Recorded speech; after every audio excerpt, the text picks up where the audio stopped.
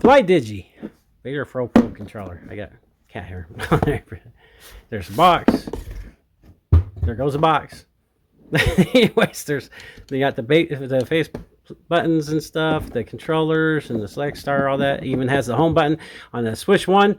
It would turn on the Switch 1, but on the Switch 2, it will not turn on the Switch 2, but you will have it where you can click it like that and it'll start flashing, and then you can go up to your Switch 2 and press the power button on the Switch 2 and it will turn on. I guess that's an fault with the Switch 1 Pro controller also, that if you do this, that the Switch 1 Pro controller won't turn on the Switch 2, that you have to actually push the power button. But it does have these extra buttons, the CZ button that you can program to do different things, and it's got the 4 back buttons that you can program to do different things. You can't program it like on the Switch like you could do the Switch Pro 2 controller, but you can have 4 different profiles set up, programmed in the controller itself. So what you do is you hold select, hit A, X, Y, or B to switch between the 4 different profiles and stuff. So if you want to do different things, like I've got this programmed to make the back buttons. I think it's these 2 back buttons I use. Wait a minute. I think it's these 2 back buttons I use to have as D-pad left and right.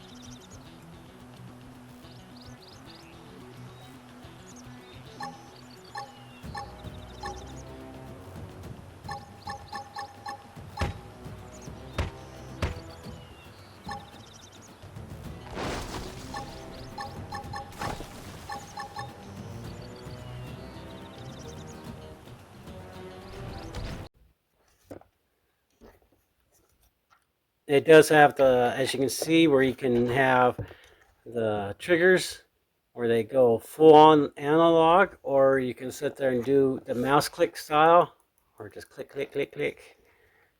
And the analog, these triggers are Hall effect. These are Hall effect triggers, along with the sticks are Hall effect also. So not only do you get the precise of the Hall effects that are more reliable and everything, but you have these tension knobs to tighten or loosen the sticks also. So it's a really good controller. Of course, this is your little capture button to capture screenshots or video on. Works the same way as it does on the Switch. But these still work on Switch 2 for the home button and the capture button.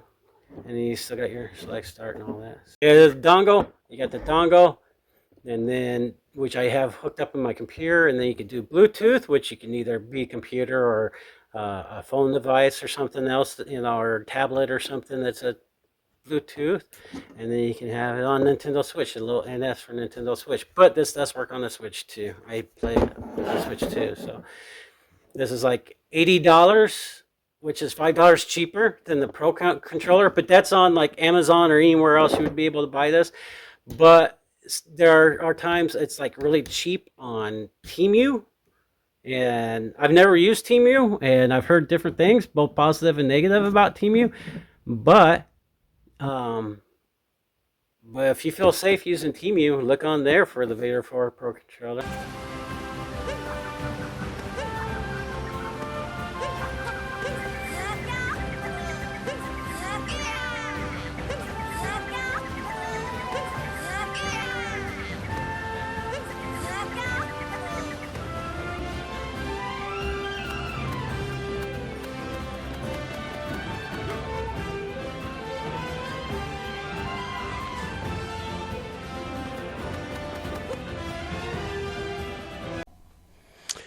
And here is the software that you use with it. You would put it in the dongle mode, and then you just turn it on.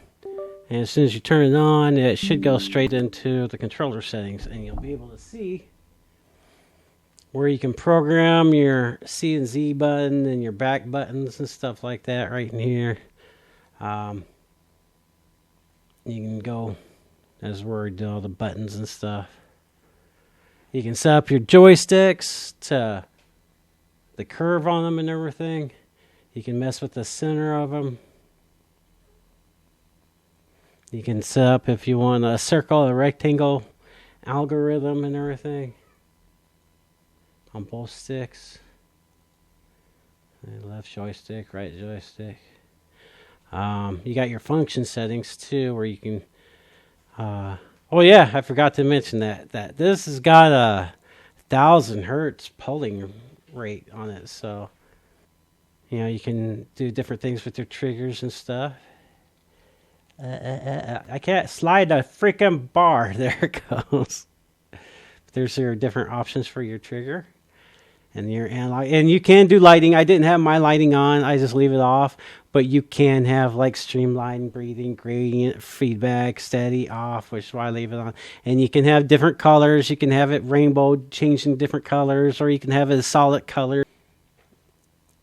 Program for the switch, you come up here to the switch mode. You still leave it in the PC mode and everything because you have to be able for it to see the controller.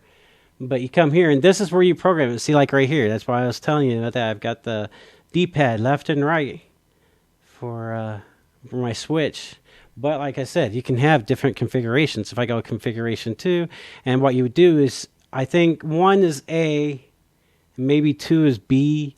So you would have to hit select and B to switch to this configuration. But you can switch 4 different configurations on the fly. So